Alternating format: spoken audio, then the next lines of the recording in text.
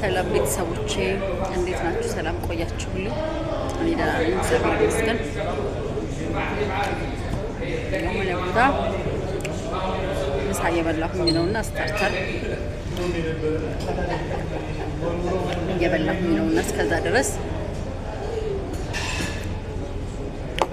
ለምን ከቤተሰቦቼ ጋር ትንሽዬ ነገር ሀሳብ አንለዋወጥ ብዬ ነው። በነገራችን ላይ በጣም ብዙ ጊዜ መጠንቀቅ ያለባችሁ ነገር የሆነ ይሄ ሰውን በጅምላ የምንወቅሰው ነገር ማቆም አለብን። ለምሳሌ ወንዶች ይሆናል አይደል? አንዳንድ ጊዜ በፍቅር ግንኙነት ምናምን የሆነ ነገር ጀመራችሁ፣ ሰው ካልወጣላችሁ ወይ ደግሞ እድል ካልቀናችሁ፣ በቃ ነገሮች ጥሩ ካልሆኑ ወይ ሴቶች እኮ በስማም ደግሞ ምን ሴት አለ እዚህ ሀገር ላይ ምናምን አይባልም፣ ነውር ነው። አሁን ምክንያቱም በጣም ብዙ የተለያዩ ጥሩ አለ መጥፎ አለ በዚህ ዓለም ላይ ስንኖርና ሴቶችም ደግሞ እንደዛ አይ ወንዶች ምን ወንድ ደግሞ ምናምን የምትሉ ሰዎች ዝም ብለን በጅምላ ሰዎችን የምንወቅስ ሰዎች ከዚህ ስህተታችን መታረም አለብን።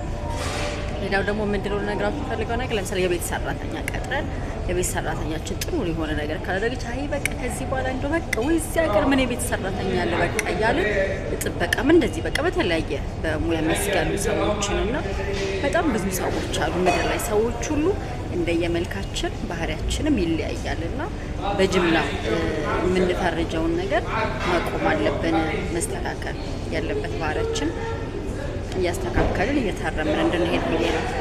አይመስላችሁ? ምክንያቱም ሰዎች ሁሉ እንደየመልካቸው የተለያየን ስለሆንን ባህሪያችንም እንደዛው ስለሆነ ሁሉንም ሰው በአንድ ጊዜ መፈረጅ ልክ ነው ብዬ ስለማላስብ ነው።